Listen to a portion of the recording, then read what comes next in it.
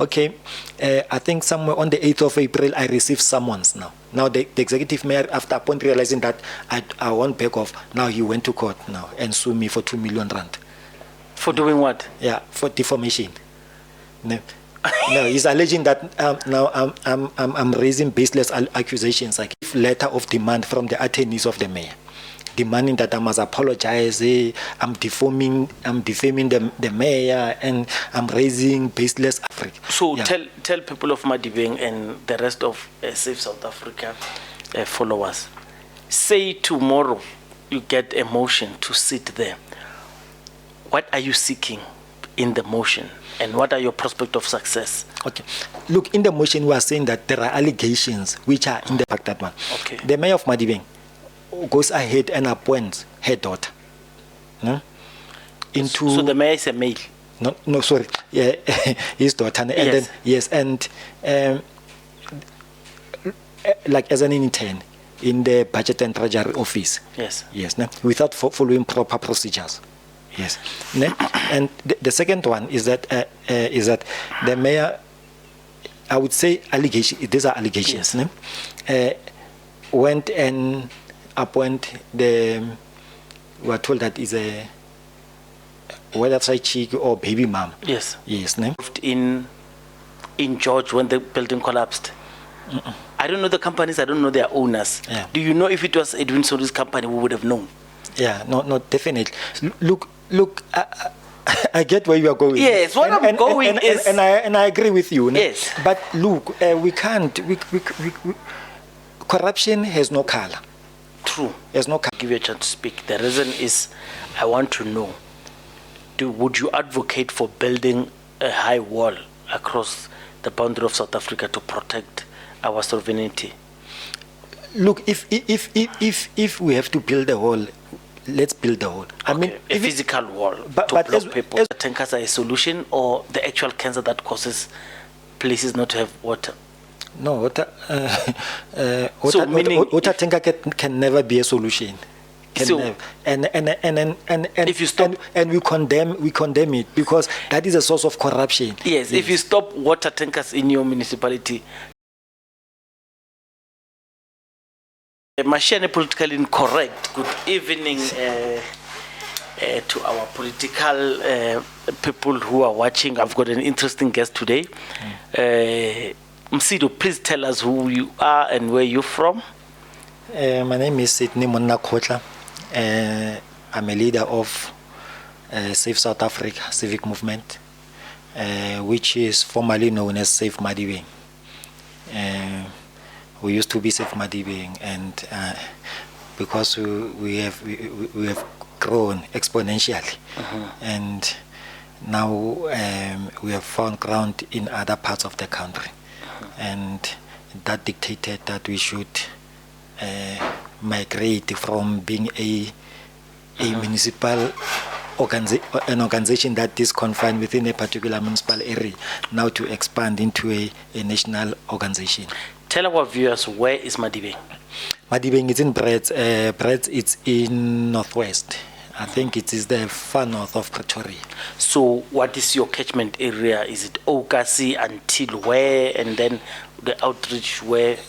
Look, the entire Madibeng, from Marte Beesport to Klepgat. Klepgat is the area, I think the eastern part of Madibeng, which is next to or close to Mabopane and Winterveld. Also, when you Marikana, okay. Yeah, Marikana until Makau. Makau, it's very close to Garangua, yes. Right. On the south, Ujigaga N4. Yes, I don't know what the south, but Bapong, Machaganing, yes, Model Sprite, yes, we are there. All right. No, thank you very much. So you are quite a civil organization guy. A civic organization, yes. All right. And what issues are you championing for the people? What is it that you want for the people, and why did you see a gap that you think it warrants you guys to come and save South Africa? Look, our focus is the bread and butter issues, the service delivery issues, the basic service delivery issues. That is our focal area. But our movement is characterized by a non-corruption. We are an organization that hates corruption wholeheartedly. Okay. Yes, we don't want to see corruption anywhere. I want you to define corruption, because it gets very colloquially abused at some point. We don't even know who is corrupt. Give me an example of someone who's corrupt. Look, an example of corruption, it's someone, but I want to give a relevant example. Yes. Yeah, it's someone who has been charged with the responsibility to deliver a particular service. Maybe let's say someone is given a responsibility to build a road as an official of government. Yes. And he collides with the private sector, maybe a contractor of a particular construction company. True. And as a result, the money is being chowed, but the road is not delivered to the people. You understand? If he chows the money, the road is delivered in good quality. Then how can the road be delivered when the money is being chowed? So, in other words, you are saying it's okay if he delivers the good quality road. If he chows, it doesn't matter, because there isn't. My question is very deliberate. I want you to understand. Oh, okay. Because I want you to define and also give example in public media of who is corrupt. Okay. Look, officials or government officials, they have an obligation to render the services efficiently and effectively, meaning that they need to use the government resources optimally. Yeah, they don't have to, say for an example, like the question that you have asked, if say for an example the road was budgeted for 4 million rand and they ended up spending 3.8 million, we can't say that it's correct for them to eat the remaining 200,000. Yes. Yeah, it is still not their money. Of course. It's a public money. Of course. So yeah, it needs to be returned where it's supposed to be. So, you understand? So before people go into power, the DA is a prime example. They would accuse the ruling power, the ANC, the ruling party, of doing certain things because they're not in power. Once they get into power, they find themselves confronted with the same predicament that whoever was in power doing. A case in point is when before they came into the city of Tshwane, they had lots and lots of allegations and things. For example, cadre deployment is an example of what they term is corruption. But DA is doing corruption itself. So that's why it's very important for me to ask you these questions. So for now, according to you, is Cyril Ramaphosa a corrupt individual? Look, it is not my opinion. I mean, even the Court of Law has confirmed that. The Constitutional Court said Cyril Ramaphosa is a case to answer. You understand? With regard to the matter of Palafala. Yeah. And hence he said the relevant body must go and deal with that matter, which is the National Assembly. Yeah. Is supposed to deal. So I can't sit here and say Ramaphosa is not corrupt. Ramaphosa stashed money under the couch, and he needs to answer for that. It's unlawful. Ramaphosa engaged in business, and which is against the Constitution.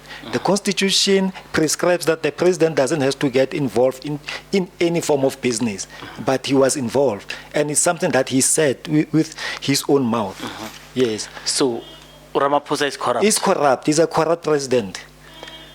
Is Jacob Zuma corrupt? He's corrupt. Because even, you remember, even also the Constitutional Court, after the findings of the former public protector, Willem Adonze, after he made an adverse finding against him during the Nkandla saga, remember that the matter was taken on review, but the court declared that Jacob Zuma unduly benefited. Therefore, he was supposed to repay that money. He's a corrupt person. Yes. And then Helen Zille, is she corrupt? Look, I haven't had anything. Anything against it? Anything. Do you understand why you have not heard anything about Helen Zille? Look, if you want me to... No, I can answer it for you. Okay, maybe... The reason you have not heard anything bad about Helen Zille is because he who controls the media controls the agenda. It's called agenda setting. All these people that you think are corrupt, it's a narrative that was deliberately drawn and set up so the people could be corrupt.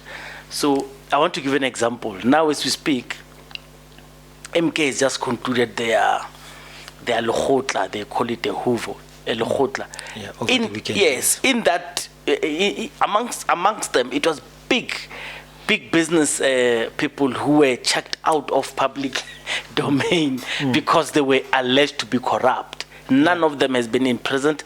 None of them has been sent to jail or found guilty by a court of law for corruption. I want you to understand this, for corruption.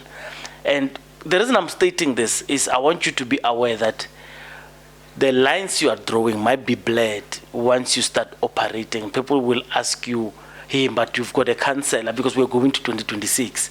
You've got a councillor who they say he stole money from ANC, he ran to EFF, from EFF he's coming to you, and you're going to be found wanting because of the thing that you say.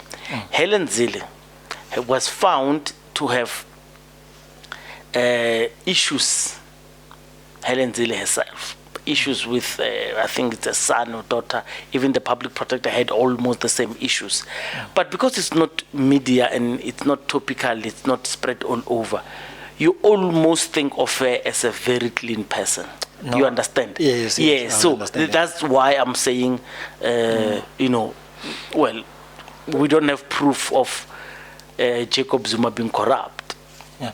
Look, you see, but I think maybe that will be a discussion for another day. Thank you very much for understanding that. Yeah, and I agree with you 100% to say that, yes, but it goes back and beyond Helen Zille to say that, like, they used to say the apartheid government was clean and what, you understand, the white regime or white people, they ran a very clean government. And we know it's not. And it's not true, you understand. Thank you. I mean, a mere example is the Absa saga. Yes, you understand. Amalgamated banks. Yes, you understand. And we know where they owe the state a lot of money, and of which even the ANC is afraid to venture into that discussion. You understand? Yeah. But the point I'm trying to raise is that that you have made is correct. That to say that even Helen Zille, we can't conclude that she is clean. Tony Leon, we can't say it is clean, because those are the people who controls the means of production. Yes. They are the actual rulers of South Africa. Even during the Ramaphosa regime, they are still running the country. They are pulling the strings. And I'm afraid that when you state a corrupt individual, a clean individual, someone who does not have a baggage, someone who's got a clean reputation, you might be shooting yourself in the foot, because politicians who are good at running the streets, who will work with you fine, who will have experience, might have tinted reputations, and you'll end up taking someone who has got no experience that you want to work with, and it might cost you. But that was just me. I just wanted to draw something out of that to say, just be very careful, because the word corruption itself, it's used as a narrative that paints, especially us African people, in bad light. But you can continue.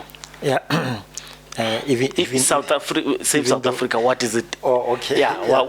Look, the reason why we started this movement, it's simply because we realized that there was a missing voice amongst our communities. We used to have the civic movements like Sanco. Sanco technically is a political party because of its close allies to the ANC. And we know that even within the tripartite alliance, it is used as a, I don't want to call it a trash bin, but those who are rejected, or by the processes of the ANC and COSATU, the end of the for them to navigate and find their space again, they will rush to Sanco, and it's a movement that doesn't exist. It only exists when people want to benefit, and Yeah. so they use it as their vehicle to advance their own selfish interest. So there is a lack of that voice, the voice of reason within or amongst our communities, and we realized that and we decided that we need to come together. As I'll talk about SAVE Madibeng when it started. That SAVE Madibeng started as an I would say an amalgamation, or conglomerate of activists. Yes, we came together as activists. We came from different walks of life, and we came together. They were the ones who have never been politicians or activists, but you find that from where they were very active, whether from the religious fraternity or maybe the NGOs or sports, or then we came together, all of us, because our interest was to see our area better, and area where everyone would wish to live in. And we said, let's occupy the space and make sure that we bring difference in our area. Hence the movement was started. And yes, and as and when about was that? 2020. 2020, okay. Yes, we started 2020, I think late 2020.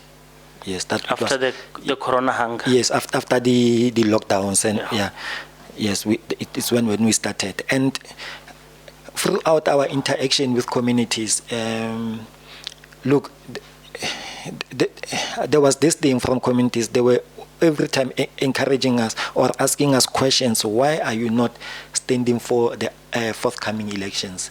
But at that point, we were not interested in that. Our focus was raising issues which were challenging to the communities. And it was only late in 2021 where we decided, but we need to go and register with the IEC and contest the elections, because there was a strong voice now from the community to say that no, we need you to represent us, because they assured us that they will rally behind us.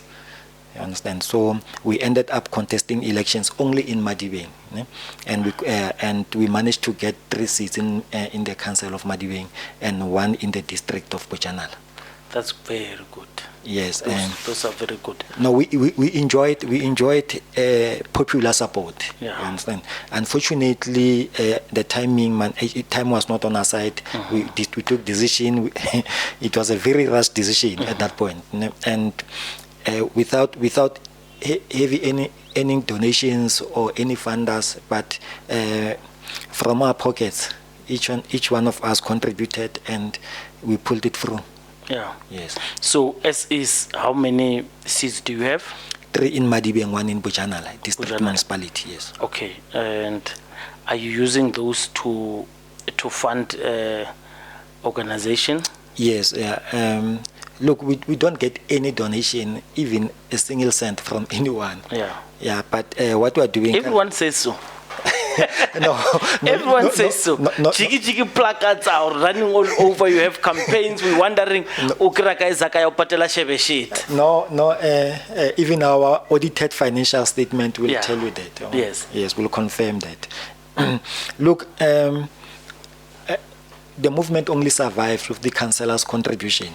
Yeah, we've got councillors who are very conscious, and they understand the agenda and the vision of the movement. And we agree that, look, we don't want dirty money.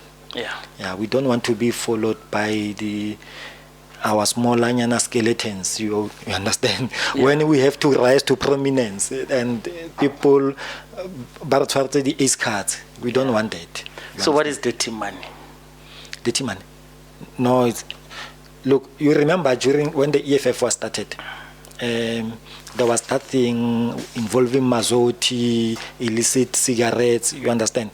And even today, it's still following them. I saw an article, I think last month, where Gayton McKenzie and Kenny Kunen were accusing the EFF, were reiterating the very same accusations.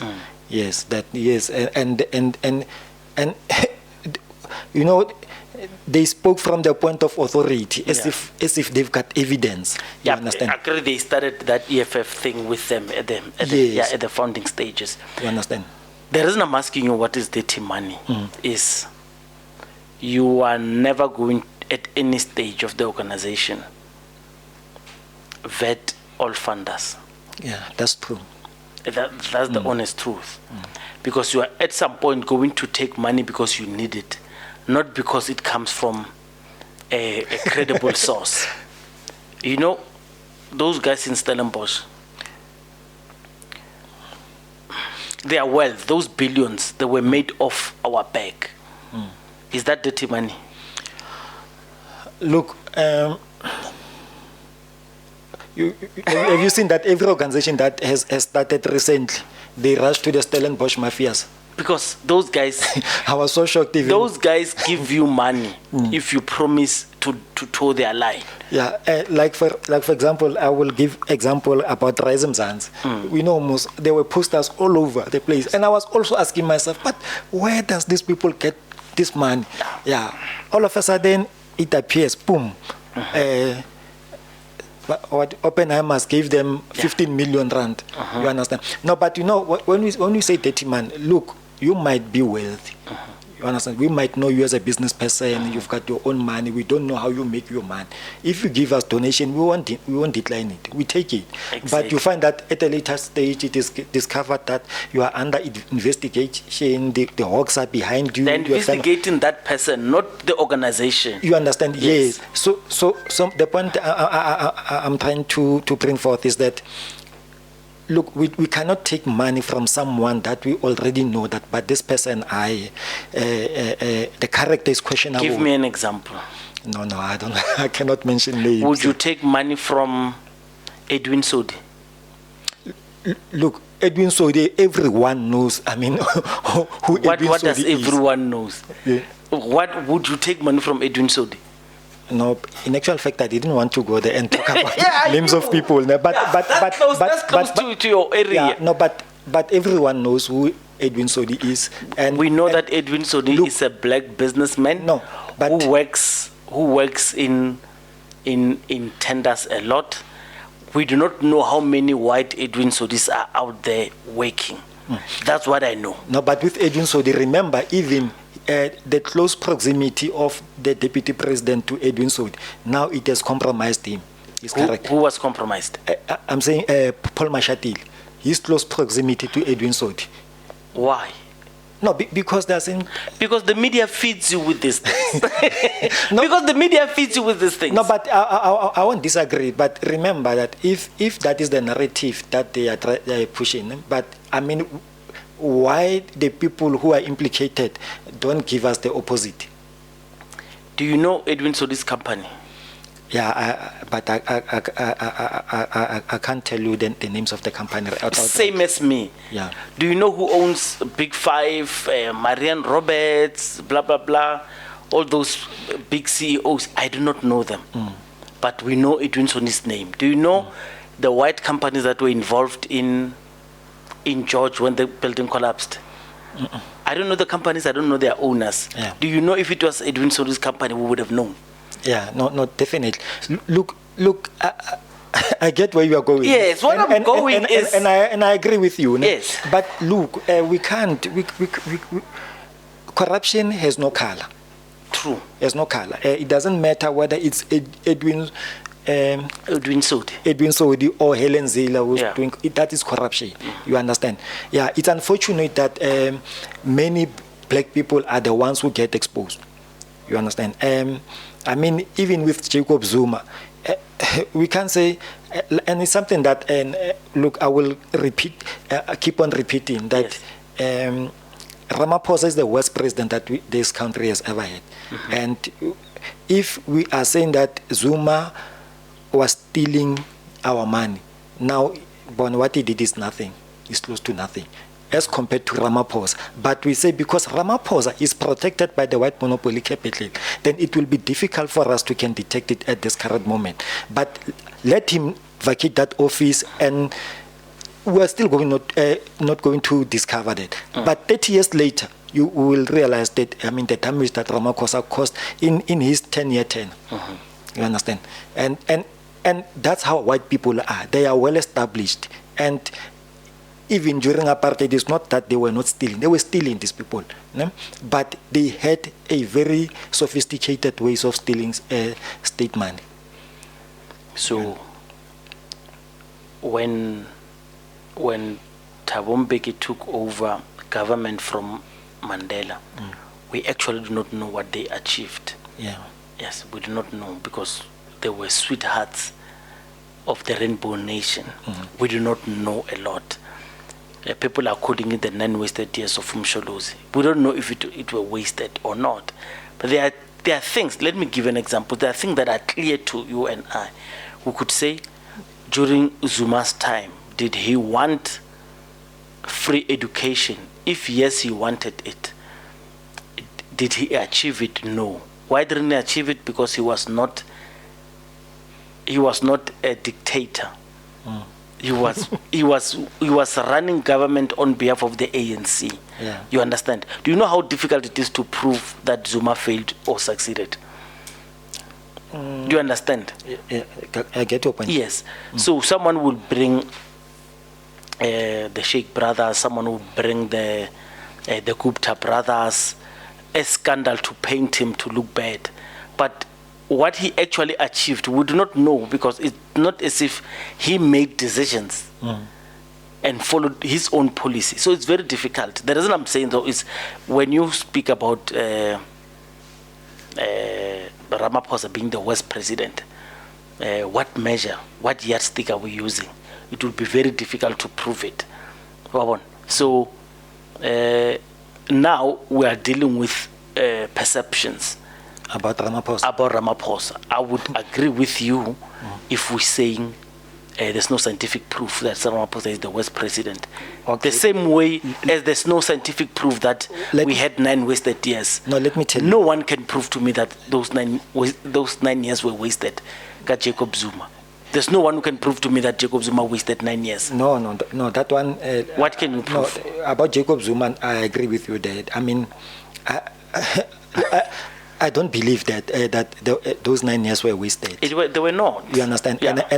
And look, hence I was saying that Zuma is just that he associated himself with the Guptas. Yes. And even the policy direction that Zuma was taking, we know where he touched a wrong nerve.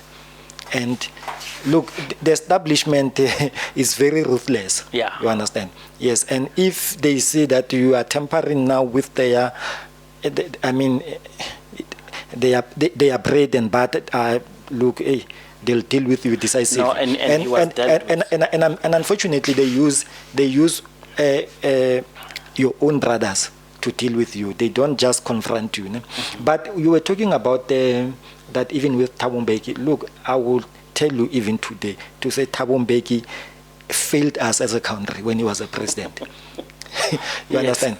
Yeah. And hence there is a call right now to say Thabo Mbeki must be criminally charged for genocide, for its denial. You understand? Yes, because many people died during the time of Thabo Mbeki when he was a president. Yes. And look, we know the class of 1996. You understand? Yeah. We know Transnet, Telkom, Eskom, stakes were, I mean, they were privatized. You understand? Yes. Many public public enterprises were privatized. You understand? Yeah. So we can say, and those things happened during the time of Thabo Mbeki when he was still the president. Yes. During the class 1996 class project. Yeah. So let's now talk about civic movements. John Dolo. We've got Laska here, and we've got Forum for Service Delivery. So you are in amongst those who's crying for attention from the people who complain about the ANC and still go and vote ANC. So what is your stance? What is it that you want to resolve, and how are you going to do it? Look, it's unfortunate that our democracy has not matured to a level where like the electorate in this country understands the real value of civic movements. You understand? In America, I mean, it's a development. It's a developed country, and if you look in, the civil rights movement arrive in America, and it doesn't start now. It started with Martin Luther King, Malcolm X. You understand? It started there. So that is the type of movements or struggle that our people don't understand. Our people are still captured by the ANC mentality or the old traditional politics. Like, they're still trapped in the apartheid, and you understand, the struggle during apartheid, but they haven't evolved with times. Yeah, hence it is difficult. Like, even you see today, people are still voting for the ANC. Yeah. If you were to sell your organization to someone who is in this abusive relationship with political parties, to consider you as an option to assist them in their dilemma, what is it that you would sell? Look, we are a civic movement, and look, we are against the traditional politics. We are saying the politics are the ones who have led us here, including politicians, traditional politicians. They are the ones who have led us into this mess. Our country is in a mess, and it is time that as people now we rise above that and realize that, but these political parties and these politicians are really messing up our lives and our country. And we as a civic movement, look, like I've said, that we are against corruption, we are for clean government, a transparent government, and our track record, even if it was based in one or two municipalities, but speaks for itself. We have been able to hold the executive accountable. We have been able to raise issues which are affecting communities sharply, and many issues that we have raised and which communities have benefited around them. Yes, and if you want me to cite examples, I can give you examples of such issues. Go ahead. Yes. Sell your organization. Look, for instance, we said and analyzed, like, the municipality of Madibeng, to say, but what could be the problem here? You know that Madibeng is every day it's in the media for all wrong reasons. And we said, but what could be wrong with this municipality? Because there is no stability here. For over a period of 15 years, you find that municipality is under Section 139B of the Constitution, intervention. For 12 years of those 15 years, it was under the administration. So it clearly shows that, there was no leadership during that period for the better part of 15 years. Explain to your constituency, what does putting a municipality in administration mean, and what are the repercussions, and also give examples of which cities have went through that. Okay.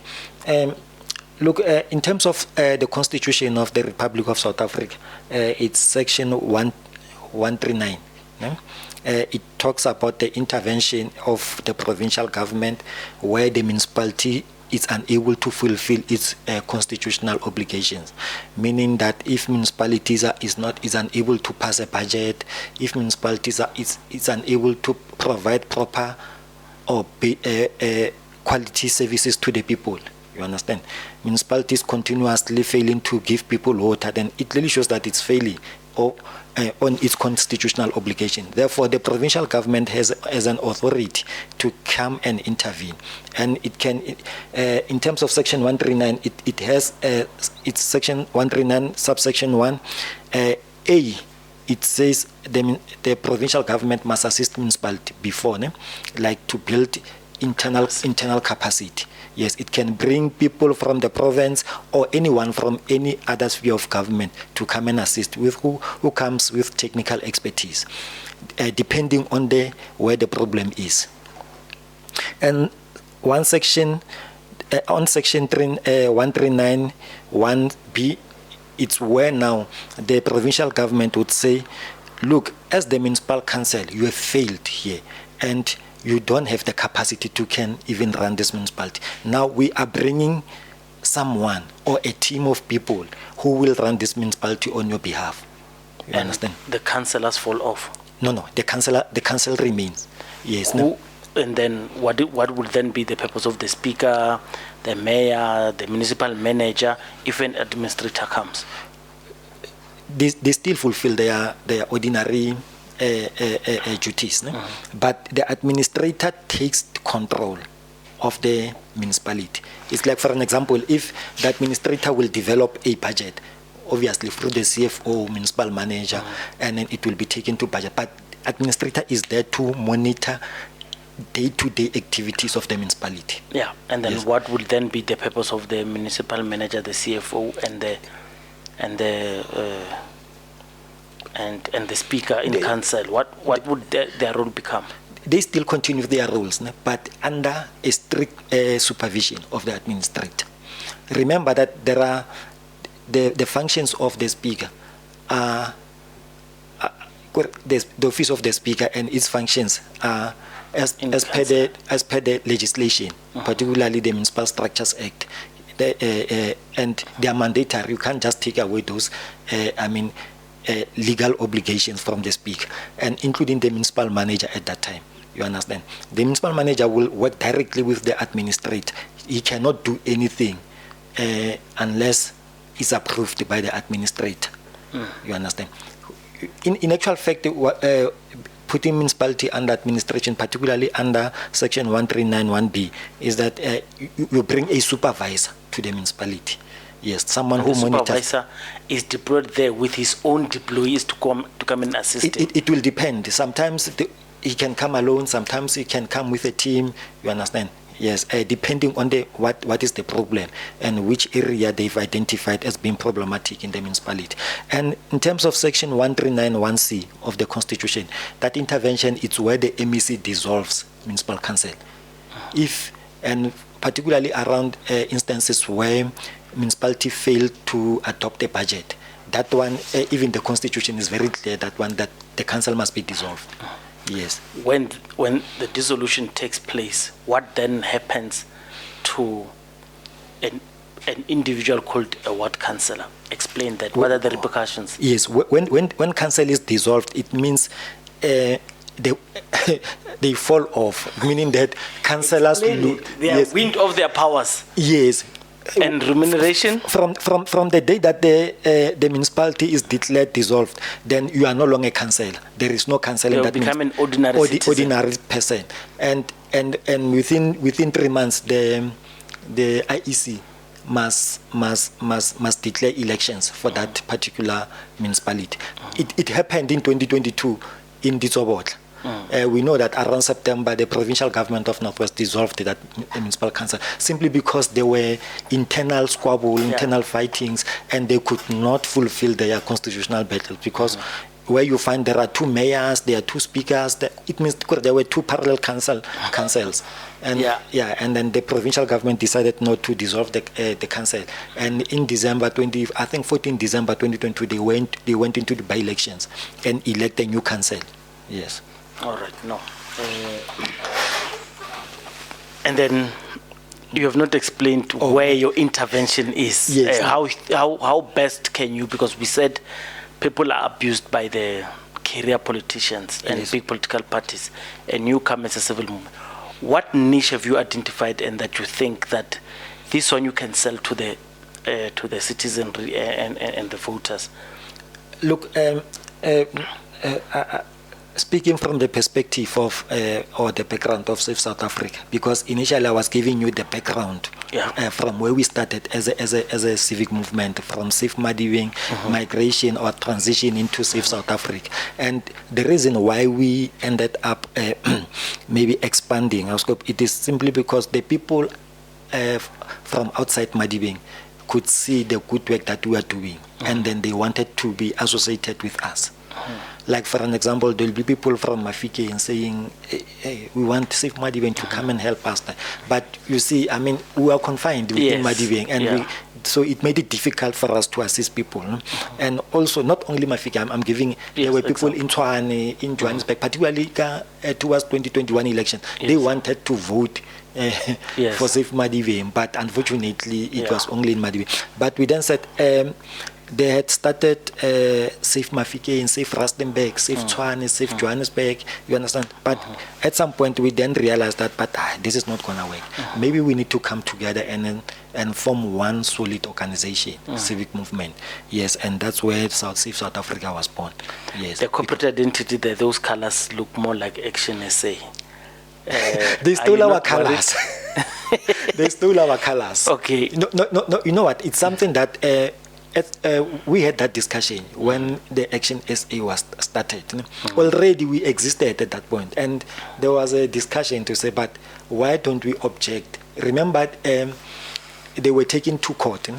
To Electoral court about their flag, because after they decided that they are going to register a movement, a political party, and they used the South African flag, and they were taken to Electoral court to say that they can't do that, and including the name also. They were told to change the name. Were you not party to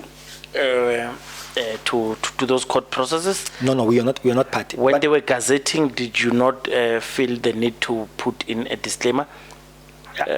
We decided dispute? We decided to leave them. We saw them taking our colors, but we said let's leave them. You know why? Because it was going to be beneficial for the ANC. That was the intention of the ANC, to frustrate them, and they were frustrated. So we then said we are not going to assist the ANC. The reason I'm talking to you about this is, Arise Mzansi, yes, registered first. When Rise Mzansi, I know. Arise South Africa, registered first. Yampo Dagada, yes. When Songezo Zibi, Rise Mzansi, registered. Obviously, these are two same names. They sat down. They told Mpo that no, they are not going to be a political party. They are a civil movement. They are not even interested in elections. And he let it go. Okay. And now they competed for his space. And he spoke about it. And they got funding. And when someone gets funded, he automatically becomes bigger than you. Yeah. And at that time, he realizes he should have bought in a bigger fight. ANC took COP to court, and ANC took MK to court late. But I'm not a fan of taking people to court because of blah blah blah. But the AIC is an example of when you don't take someone to court, they misrepresent. Not misrepresent is a bad word. They look like you. They bring confusion. They look like you deliberately so they can chow your vote. Yeah. So, but no, I get your point. Yeah, but I understand why you took the stance not to contest. I'm still interested in hearing your solutions. Yeah. It's very difficult to tell South Africans to vote. I mean, you do know Eastern Cape. People are blaming them on social media to say, you guys are the ones who are suffering because of ANC, but you still keep voting ANC. What is that you want to do? Yeah. Look, we have a solution for every problem in this country. Please tell us. But the biggest problem in South Africa currently is crime.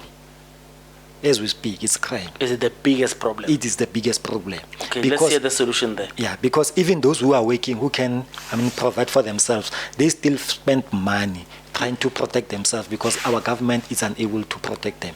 Now, here's our solution. Our solution is that, firstly, there are a lot of people who are undocumented, who are in this country. Yes. And we need to firstly close our borders.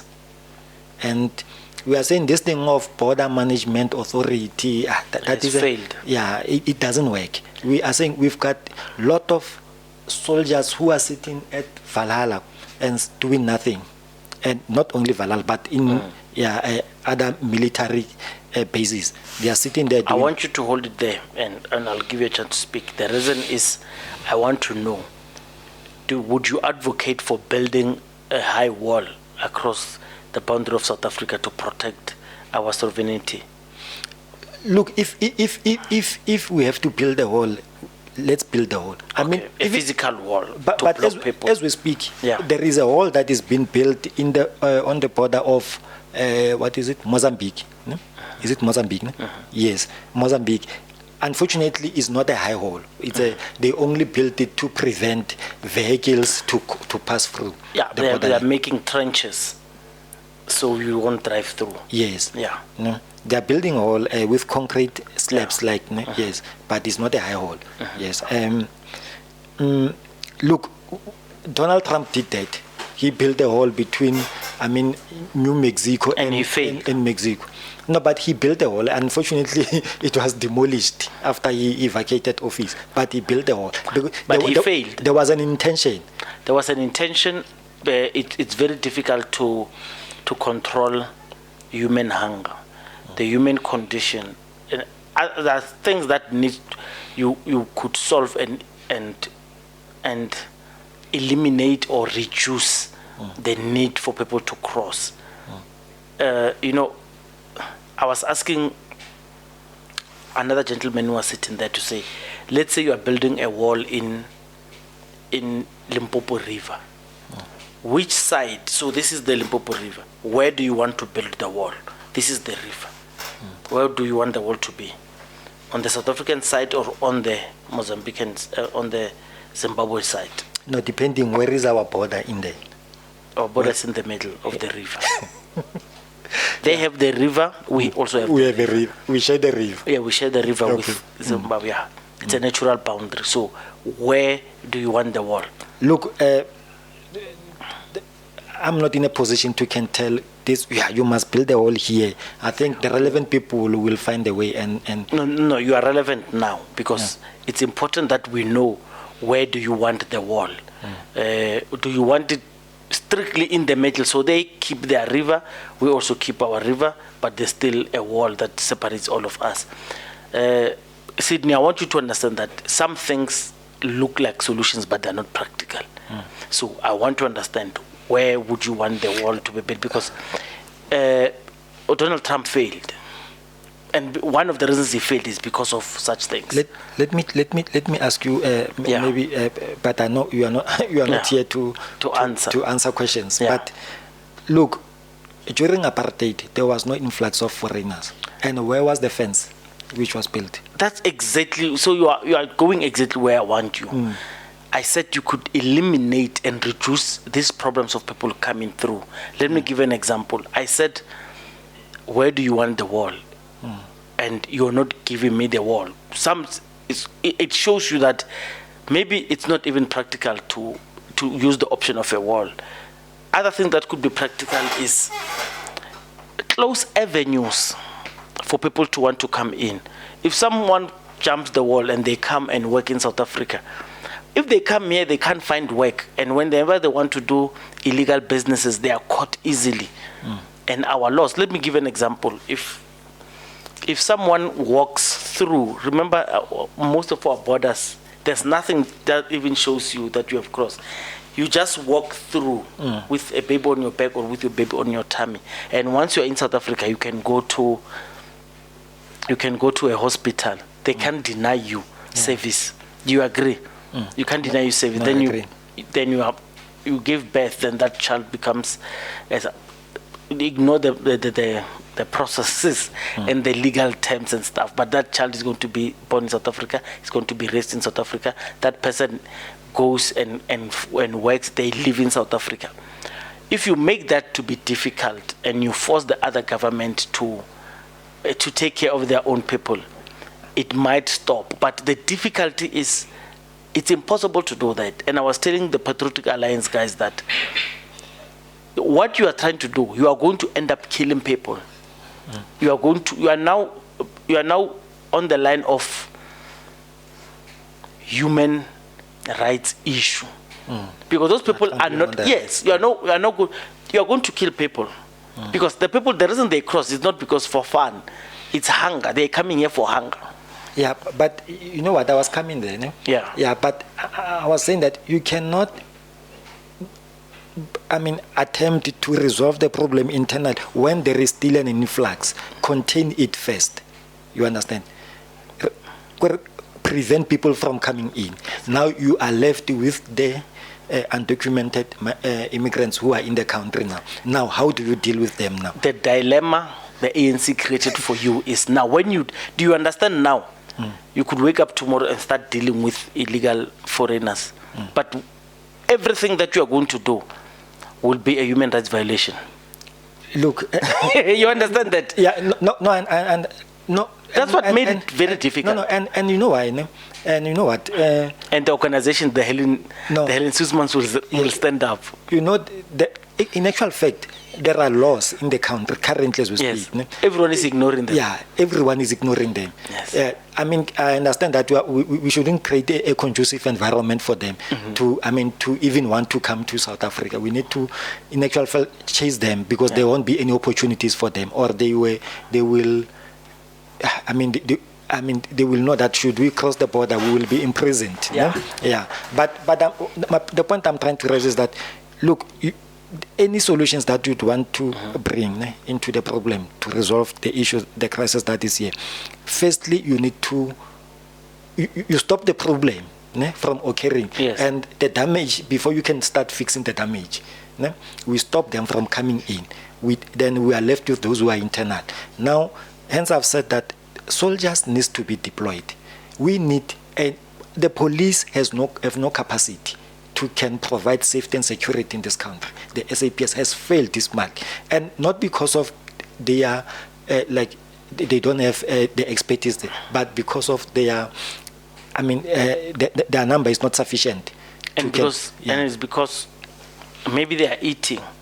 Yeah, maybe that could be one of the. So one of you the understand reasons. that this is $1 billion industry of protecting the interest of foreign nationals. I ask those who sit in front of you to say, it sounds easy when you want to protect, when you want to get rid of them. Do you understand the billionaires or people who have made millionaires out of protecting their interests, whether in security, whether in food? A lot of people have made money, whether it's Home Affairs, whether it's people ferrying people from Mozambique to South Africa to Zimbabwe, South Africa. Those people have made a livelihood, and to cut it, you are tampering with bread of a lot of people, and millionaires are involved. Do you understand the far-reaching consequences of trying to attempt just to stop that? No, I mean it's evident now that even our Ramaphosa yesterday. Yeah. He has proven that point to be correct. Yes. You remove Aaron Motsoaledi from the portfolio which he was excelling, he was putting system in place. We expected that he would just continue and finish what he has started. The ZEPs now have been given to a Zimbabwean. A white Zimbabwean now is going to be dealing with those Zimbabwean temporary permits. No, in actual fact, in our media statement, we raised it that this man, it needs to be clarified. Yeah, we need clarity. So because I want you to understand that the problem is bigger than. No, our government is deliberately ignoring that responsibility. Thank you. Yes, they are deliberately ignoring it.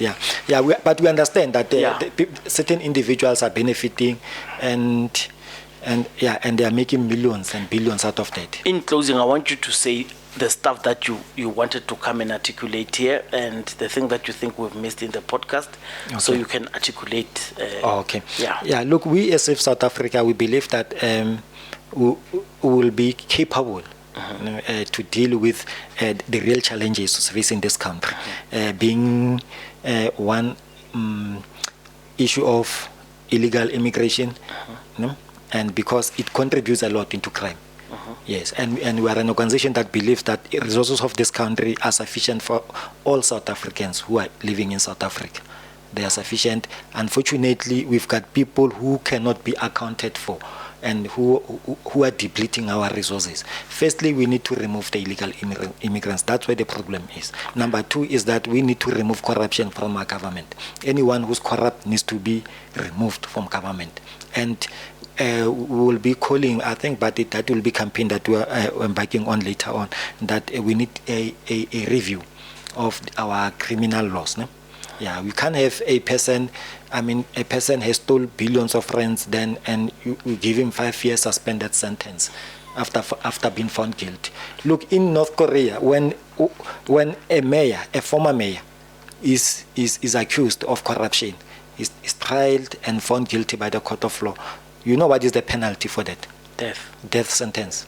You understand? And it shows you how these people hate corruption, because they understand that this is a cancer.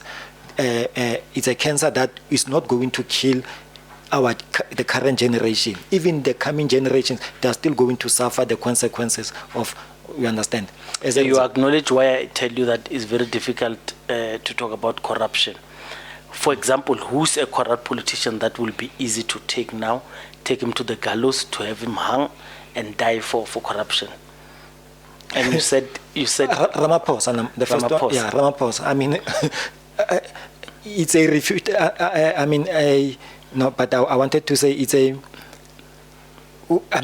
non-fact that Ramaphosa stashed cash in the. You still don't have proof. You think you can take Zuma to the gallows? For what? You said the Constitutional Court has. No. When building in Kandla, they've cited him. Yes. Yeah. No. I mean, the severity of the offense, it will determine whether the person deserves to be hanged or what. You understand? You see, now you're agreeing with me. It's very difficult to prosecute anyone on corruption because it's very difficult. It's not. I mean, the recent one is even Ziziko. To prove corruption is very difficult. I mean, look, what has he done? He received or he solicited bribes from certain business person. I mean, you have seen he appeared in court most recently. Appearing in court doesn't mean the allegation stands. Yeah, but they still have to be tested before the court. You of agree law. with me? It's very difficult to prove. And we know Malusi Gigaba also, there were allegations against him. Look, you know what? The fact that people have no appetite to pursue certain individuals with their corruptions and what, that doesn't necessarily mean that it's difficult to prosecute people with corruption. But you do understand that people have been protected. I will give you an example, Yeah. a typical one, something that we're dealing with currently as SAVE South Africa. The mayor of Madibeng, I'm not sure we are aware of the story. Okay. Yeah, the mayor of Madibeng, well, there are allegations of sexual harassment against him. Yes. It's fine about that one. The criminal case has been opened, but the police are not doing anything about it. You understand? And even the complainant had even written a letter. The things that I'm telling you, I can give you evidence of. Yes, even Please written a letter to the NPA, the provincial office, and its response, we have it to say that no, but so that's the victim. Yeah, the victim was the one who even complained because she was complaining that nothing is happening on the case and What's the name of the mayor? Douglas Maiman. Douglas Maiman's case has not set. No. Hence I'm saying the complainant was even complaining to the NPA. You understand? And but in her complaint was that, I mean, she got contacted by the third person, and these three people are not even investigating officers, meaning that they are police from Brits or Brits police station. You understand? But they are not even investigating officers. So, to her surprise, how do they get involved to the case? And nothing is happening. Let's pack that one. Okay. The mayor of Madibeng goes ahead and appoints her daughter. So the mayor is a male. No, sorry. Yeah, his daughter. And Yes. Then, like as an intern in the budget and treasury office. Yes. Without following proper procedures. Yes. And the second one is that the mayor, I would say these are allegations. Yes. Went and appoint we are told that is a whether side chick or baby mom. Yes. It is as it is alleged. Yes, and appoints him in his office. You understand? Yes, and he went ahead and appoints the company office son. There was a project to renovate the facility of the municipality, and it was funded by one of the local mines. I think Samankone, that used to be Loan Mine. Okay. Yeah. So, but the mayor you know, in terms of the social labor plan of their mines, they will come to the municipality, say, let's see your IDP. No? And then they will say, but where do you want us to assist you here? And they would say, no, but we want to renovate a community hall from this community. And they would say, you just follow your internal supply chain processes in terms of procuring the service provider, and they will provide funding for that. But the company that was used was of the son of the executive mayor. So, and I'm not making up these things. These things, they are out there in the public. They've been, citizens have reported about them, Daily Sun, any SABC, and you understand, all the mainstream media have reported about that. The Star and yeah. And but the public protector? No, let me tell you what we did. Yeah. No? So, because these things, they were all over the media, and we are worried, but there is a dark cloud hanging over our executive mayor. No? And we then said, okay, through our councillors, let's file a motion into council, no?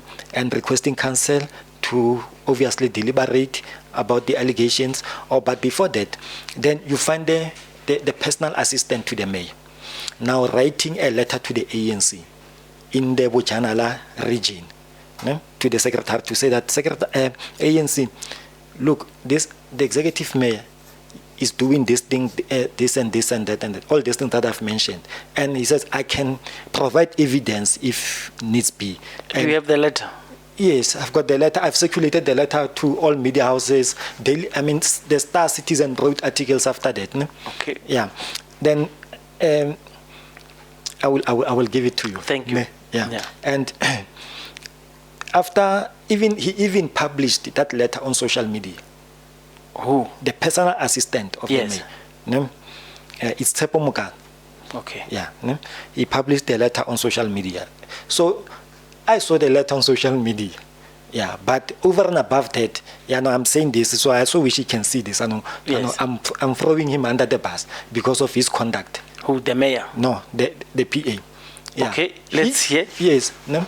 I personally spoke to him and he gave me those letters. You understand? And after he has given me that letter, and I then wrote, I then wrote a motion to council to say, council, we request that you council deliberate on these matters and take a decision. The decision that you need to take, one is that council must establish an ad hoc committee to investigate all these allegations. And number two is that during this investigation, the mayor must be placed on special leave. You understand? Yeah. Now, the motion needs to be tabled before council by the speaker. The speaker refused to table the motion. You understand? Yeah. Yeah. And now you know what the speaker does. Who are you in alliance with in council? Who are your who are your allies? Yeah, we work closely with the EFF, ACDP. Yeah. At least EFF, they've got 14 councillors in that council. No? And ACDP, they've got one councillor. UDM, they've got one. And also Aljama, they've got one. What's your tilt against the... I think, the block that I'm telling you about, we are about 19. Versus how many? 44. I mean, sorry, the total is 82. The ANC has got 44, DA has got 12. But DA is always in support of the ANC. Okay. These are contradictions. Always in support. Okay, so... Yeah. And so not only DA, even AIC, they've got one councillor. Sometimes I'm mistaking him to be an ANC councillor. Always. Yeah. Even when we have to vote, then he's the first one to raise a hand, vote in favor of the ANC. But obviously there is also a forum for service delivery. They've got one seat in council. No? Yes.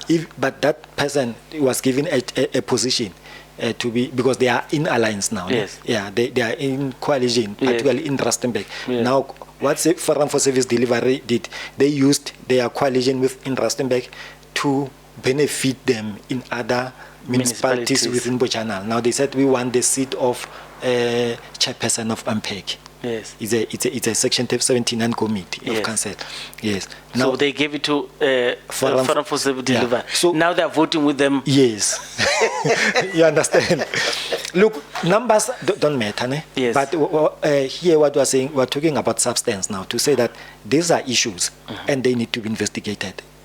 In terms of the procedure, Speaker needs to bring that motion into council, to table it, and it gets debated. If we have to vote, she needs to divide the house and we're going to vote.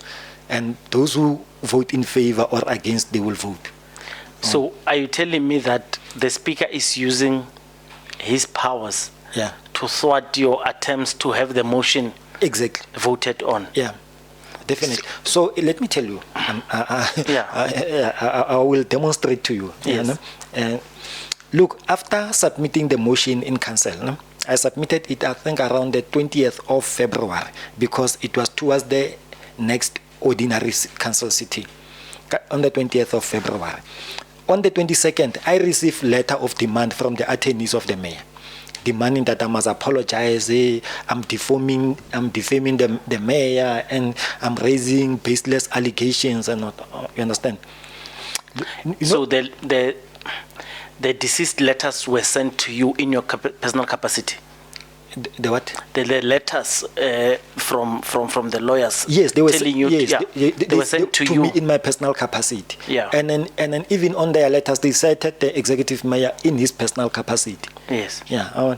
But I then said no. But this ones I'm going to respond to them. I'm not going to even seek legal assistance here. No. And I responded to them to say I told them where to get off. Understand? Because I'm fulfilling my own. You just said for tech. No, I didn't. What did you say? No, I referred them to relevant legislation, yes. and also in terms of the rules of order. Yeah. I've referred them to the relevant sections that empowers me to submit this motion. So you think they were intimidating you? They were trying to trying to intimidate me. Okay. They thought that I will back off. You understand? Yeah, but and in the coming council, the motion was not tabled. Do you feel safe in the streets? I mean, you are waging a war against a very powerful person. Yeah, I know, and I know that there are very powerful people behind him. Yes. Who are currently benefiting from him being in that office. Yeah, they are benefiting millions and millions of rands, and I know that. With that mayor being removed, many people knows that now they are going to lose their bread. True. Yeah, I know that. I know. Look, I understand the risk that I'm putting my life into, but then if I don't do that, this who has to do? Yeah. Who has to do it? If it's not me, then who? Okay. Yeah, you understand. I know that by doing this, I'm putting my life online. Yeah. Yeah, and anything can happen.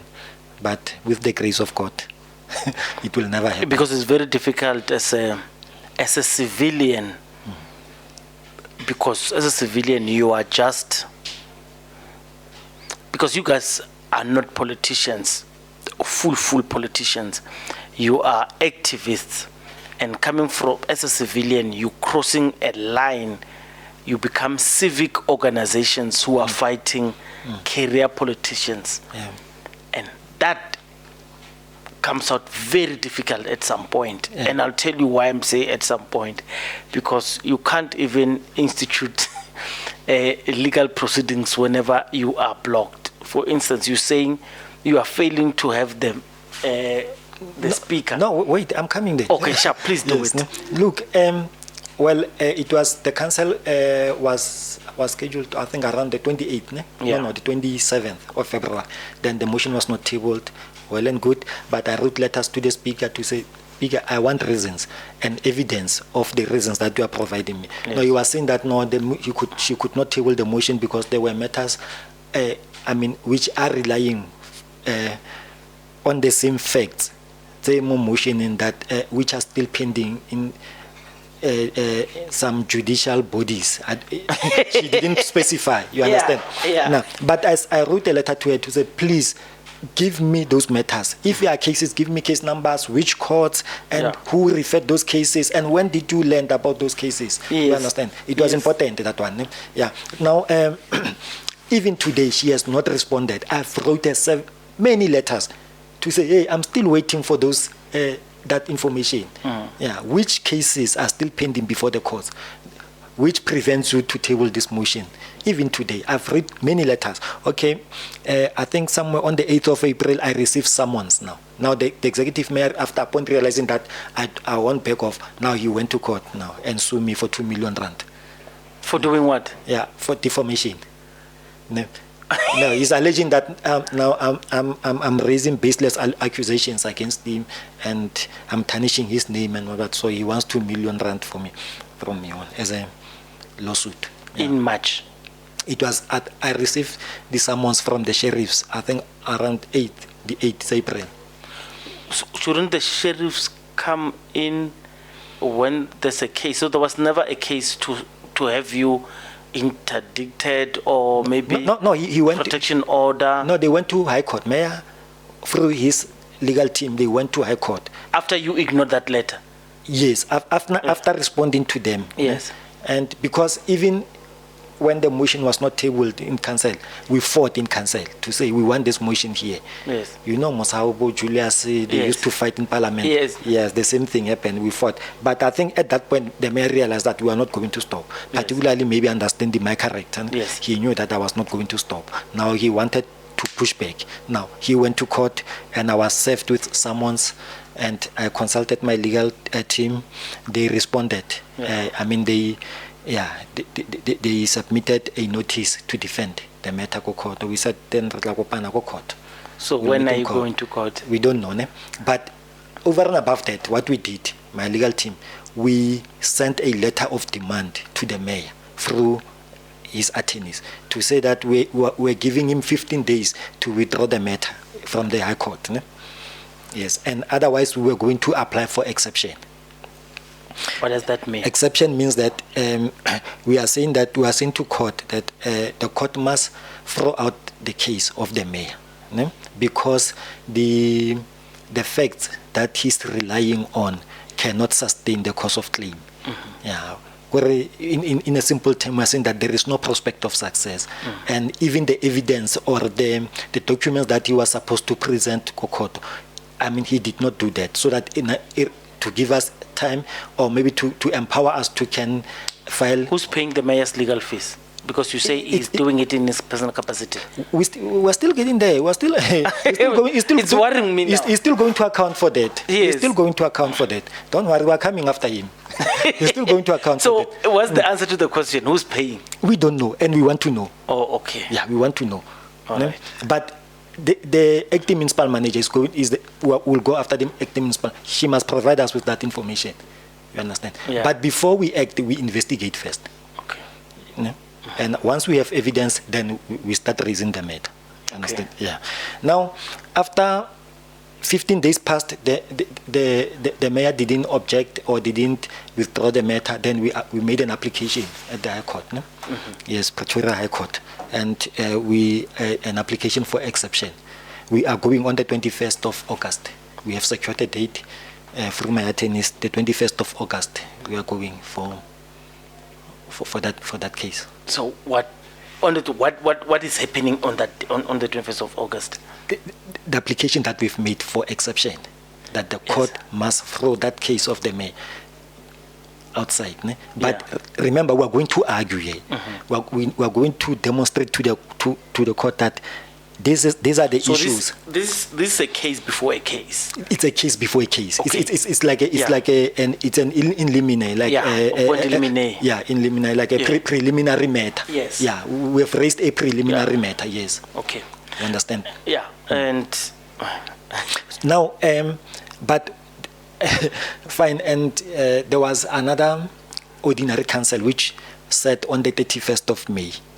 No? Mm-hmm. Yes. On the 30th of May, I went to High Court because I could see we had already served with council agendas. I wrote a letter to a speaker. Speaker, I can see the agenda is here, but the motion is not here because I submitted another motion on the 10th of May. Mm-hmm. Ne? The same motion, I resubmitted it. Yeah. But it was through the advice of my lawyer. Yes. Ne? I resubmitted the same motion, and the agenda came, I think 5 days before council. The motion was not there, and I then wrote a letter to the speaker. Speaker, please tell me why the motion is not here. Are you still going to table the motion or not? Then she went quiet.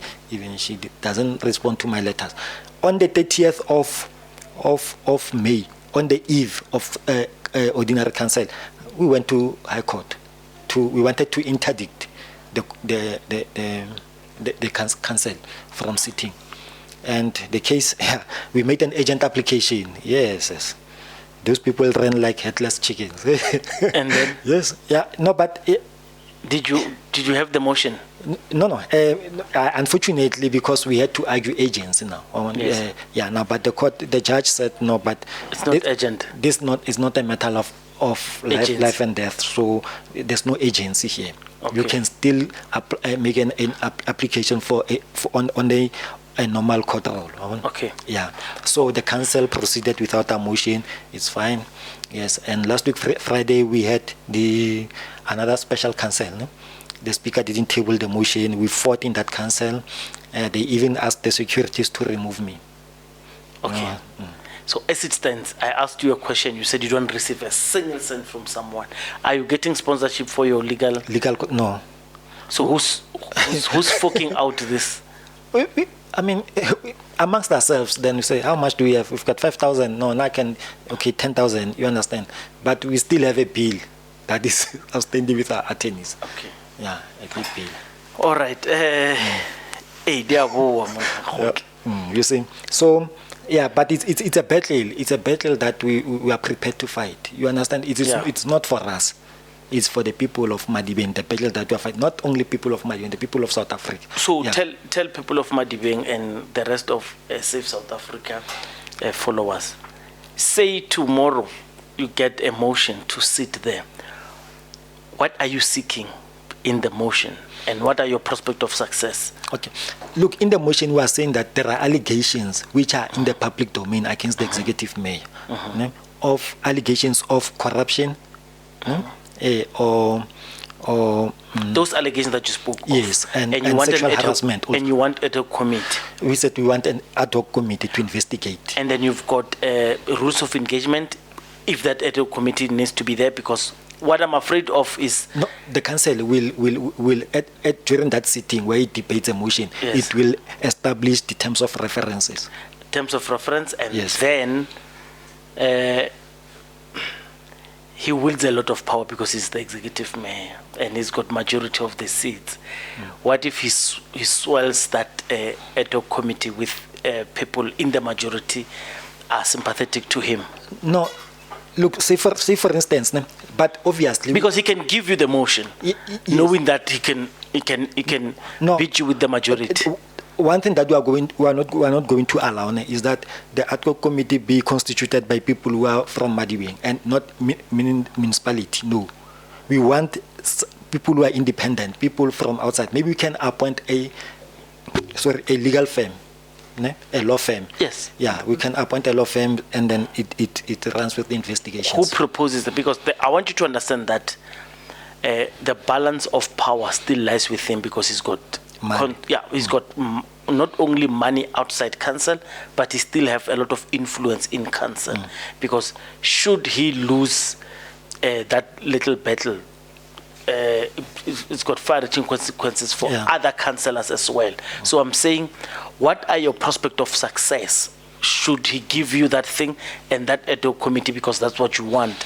He swells it. Whether you're saying you're going outside, they appoint a law firm that. So, what guarantees you that if they give you this thing, you will topple him? Look, our intention is not to topple the mayor. Is to do what? Is to find justice. You understand? Yeah. For a person, for a victim who alleged sexual harassment. Yes. You understand? It's not about the mayor going or not going. Hence, we didn't say motion of no confidence to the mayor. We said we want investigation. That's all. And sometimes we might find that our mayor is being wrongfully accused. You understand? Because someone wanted to solicit money from the mayor. Now he comes with frivolous accusations. You understand? So we want the dark cloud to be cleared on top of the mayor. Will it not be a case of spending 1 million to investigate stolen 50,000? It's a matter of principle. You understand? It's a matter of principle to say that it doesn't matter. It doesn't matter the size of of the fight. No, of a misconduct. I would say Yes. misconduct. Yes. Ne? Yeah, but the principle is that you have committed a misconduct and you need to account for that. So let's answer the question. Should you find that the law firms, the investigators, I was giving an example of about the law firm. Yes. Yeah. Whoever you need to outsource the service from, because you obviously cannot trust internal departments Yes. with such a magnanimous exercise. What would then happen if you find that you need 1 million to investigate a stolen 50,000? I'm also giving an example. What would then happen? What will be your cost of finding justice? Look, it's obvious that council is going to spend money. Yes. Yes, it's going to spend money to investigate them. But, you know, when you're dealing with people who are not honorable, people who are dishonest, you'll end up spending money, I mean, to prove them. No? That, yes, indeed, you are wrong. And unfortunately, you know, with the culture that has been built of people, of state recouping the money that has been lost from particularly the perpetrators, I mean, it's not there, you understand? Yeah. But sometimes it's something that needs to happen. Yeah. Unfortunately, and I would give you an example. If we're talking about the baby mom of the mayor being employed in the office of the executive mayor, I mean, do you know her identity? Yes, I know her identity. And are you able to? No, I can't disclose it. All right. Yeah. Look, if that person earned, for the duration that he was in that office, if he earned, let's say, 1 million. 1 million, in actual fact, the mayor must repay that money. After being found guilty, he must repay that money, and the council must pursue him. Why the mayor? Now sounds personal. Why the mayor and not the people who participated in the recruitment? Obviously. You said recruitment processes were flaunted, right? Yeah. And whether you investigate the if she misrepresented, let's say she said she had a degree, if she doesn't have, the person of HR who was supposed to check that she indeed have a degree. Like, we understand what I'm saying. So you find 4 people guilty. Why would you want the mayor? No. Because he's the accounting officer and not the people who flaunted. No, look, here focus is on the mayor. Okay. Hence we say we want investigation. The investigation is going to reveal the people who participated. Remember, here we are acting on a confession by the PA who said, through the instructions of the executive mayor, I facilitated. Yes. Yeah, you understand? Hence, we say this must be investigated. Obviously, he did not sign the appointment letter. It was signed by the accounting officer, who's the municipal manager. So the municipal manager must come in account. The HR director, because look, it's not like a person was appointed from the vacancies which were up. There were no vacancies. You understand? Chiki, someone is employed. You understand? And he's still doing that. Like, he picks someone from the street. And give you 3 months contract. So does he have policies of executive appointment? Yes, there's a recruitment policy, and it has a provision for the political offices. How do you? But it says they must still follow the normal recruitment process. Yeah. Okay. You understand? Well, it will be very interesting when that is unpacked, and I wish you get all of this. My only worry is 2026 is coming. And we're hoping for local government elections. You need to grow your seats, because the more the seats you grow, the more power you have. Are you not worried that I deliberately stated that you are a civilian running a civic organization, you are meddling into politics. Politics can draw you. There's something called Stalingrad tactics, and they will just delay you, like what the speaker is doing. They can delay you before you know it. Your whole entire term is ended, and you only achieved 1 borehole. And when you wanted, you wanted many boreholes, you wanted street lights, you wanted a lot of things. This is just my worry. Are you still having your eyes on the ball? Definitely. And our focus now is growing the movement outside Madibeng in other provinces. That is our focus. But not only growing, we want to make an impact. Okay. And like right now, we are interacting with our savers in the Buffalo City Municipality, which is in the Eastern Cape. Yes. You will see them maybe very soon. Because there's a serious challenge. There's a water crisis in that municipality. And you know, with these things of water tankering and in actual fact, there are a lot of things which are happening around that. But the municipality is unable to give people water at that side. Yeah, so it's one of our focal area at this moment. But not only that, there are other areas also. You I understand? want to close, but you tempted me. Like I told you, I'll ask questions based on what you say. Yes. Have you, as an organization, thought about the cancer called water tankers, construction mafias, and? So people will deliberately sabotage the water reticulation systems. So you would have a need coming from the community to say, let's have water tankers to fill our jojos. Do you think water tankers are a solution, or the actual cancer that causes places not to have water? No, water So meaning water tanker can never be a solution. Can So- never. And If you stop- and we condemn it because that is a source of corruption. Yes, if you stop water tankers in your municipality, do you think people will suffer, but they would eventually find? It's unfortunate that if you stop them haphazardly, Yes. then people are going to suffer. People are going to die of what you call Cholera and- you understand? yes. Yes. And people will sabotage the water system, so Yeah. this problem escalates, so they come back. You see, you see, when there is no leadership in the municipality, no? And you will find yourself dealing with a lot of problems, but which you could have avoided before. No?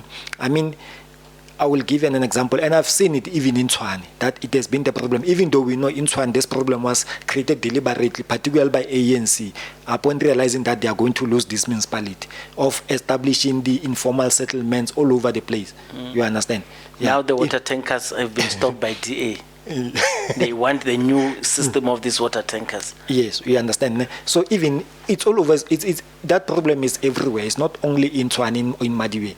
Yeah, but you find that if you could have prevented the mushrooming of informal settlement, you could have resolved so many problems. You understand? Now you have to go and source the water tankers to give money, not following the normal supply chain processes. You have to do deviations. The Auditor General comes and make adverse findings against the municipality regarding, because those are the things that you cannot even budget for.